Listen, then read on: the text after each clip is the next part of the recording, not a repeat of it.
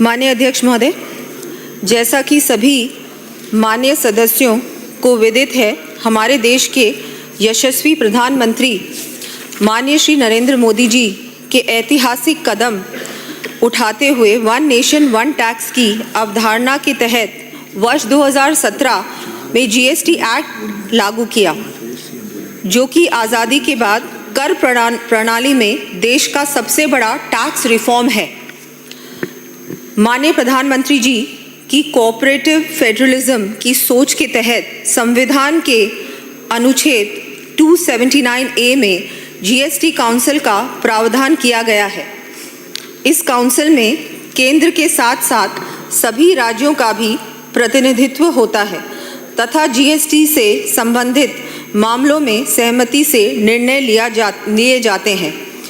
GST council के निर्णयों के अनुरूप संसद द्वारा केंद्रीय माल एवं सेवा कर अधिनियम और राज्यों की विधानसभा एवं विधान परिषदों द्वारा राज्य माल एवं सेवा कर अधिनियमों में संशोधन किया जाता है। राजस्थान में इसी अनुरूप राजस्थान माल एवं सेवा कर अधिनियम में संशोधन किया जाकर जीएसटी काउंसिल के निर्णय के अनुरूप प्रावधान किए जाते हैं।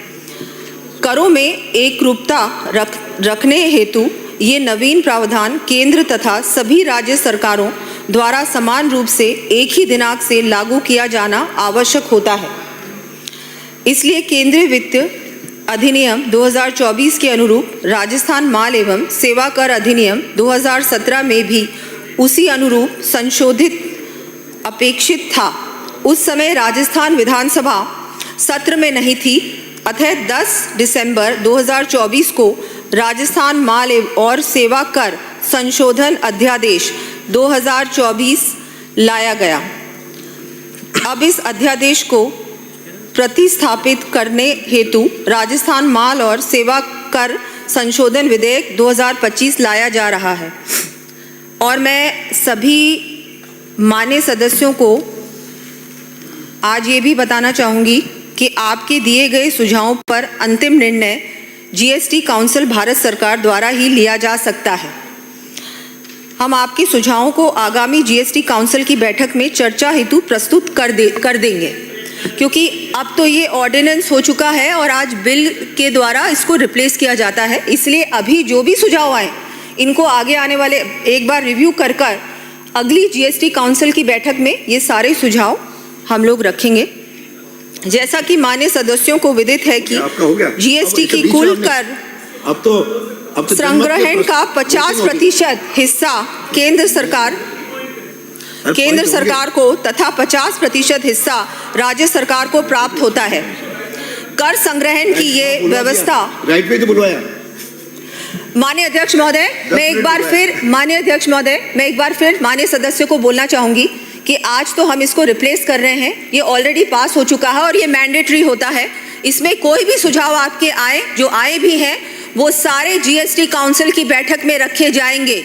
और इसके अलावा मैं अभी कोई भी मेरे रिप्लाई में इसके बारे में ना तो कुछ आपको आश्वासन दे सकती हूँ, ना मैं आपको इसके सजेशन के बारे में कुछ आगे कह सकती हूँ। ये सारी चीज़ें जीएसटी काउंसिल की बैठक में रखेंगे रिव्यू करने के बाद। कर संग्रहण की ये व्यवस्था 2017 से निरंतर है और इसमें हमारा प्रदेश भी पूरी भागीदारी निभा रहा है। मैं अपने विपक्ष के साथियों को याद दिलाना चाहूंगी कि उनकी सरकार के समय भी इसी प्रकार से जीएसटी का संग्रहण की व्यवस्था थी। जब खंडशह होगा ये कोई नई व्यवस्था नहीं है। खंडशह में मैं माननीय सदस्यों को अवगत कराना चाहूंगी कि राज्य के ओन टैक्स रेवेन्यू में जीएसटी का हिस्सा लगभग 43% है। वर्ष 2024-25 में जीएसटी के माध्यम से 52,100 करोड़ रुपए के राजस्व प्राप्ति का लक्ष्य है, जो कि वर्ष 2025-26 में बढ़कर 63,600 करोड़ रुपए होना प्रस्तावित है। इस विधेयक के पारित होने से कर संग्रहण व्यवस्था में एफिशिएंसी में निरंतरता आएगी तथा राजस्व में वृद्धि होने के साथ साथ करदाताओं को भी राहत प्राप्त होगी। इस विधेयक के प्रमुख प्रावधान इस प्रकार हैं। ईएनए पर जीएसटी नहीं लगाया जाएगा तथा राज्य की मांग के अनुरूप इस पर वैट लगाने की अधिकारिकता जारी रह सके तथा राज्य को वैट के रूप में राजस्व प्राप्ति हो। करदाताओं को राहत प्रदान करते हुए वित्तीय वर्ष 2017-18 से 2019-20 तक के लिए एमनेस्टी लाई जाकर धारा 73 के तहत जारी डिमांड नोटिस के संबंध में ब्याज और जुर्माना माफ करने का प्रावधान किया गया है।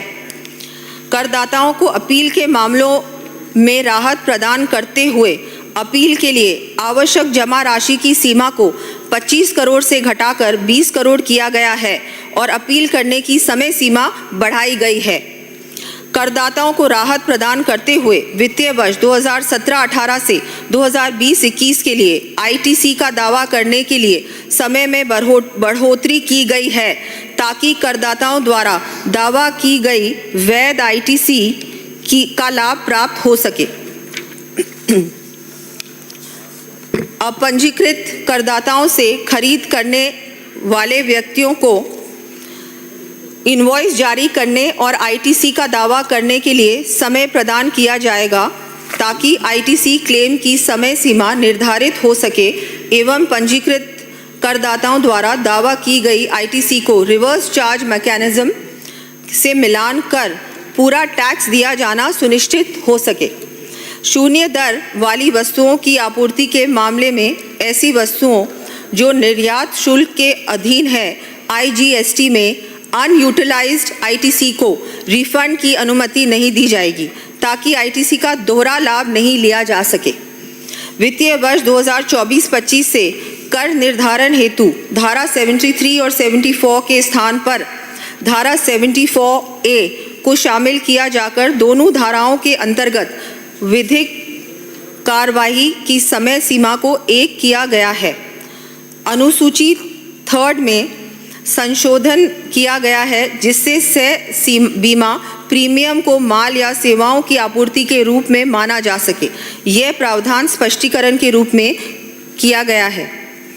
माननीय अध्यक्ष महोदय, मैं अंत में कहना चाहूँगी, हम जनहित के कार्यों को समयबद्ध रूप से संपादित करने तथा जनता से किए अपने वादों को पूरा करने के लिए आवश्यक वित्तीय संसाधन जुटाने का कार्य पूर्ण मनोयोग से करने के लिए प्रतिबद्ध है। धन्यवाद अध्यक्ष महोदय।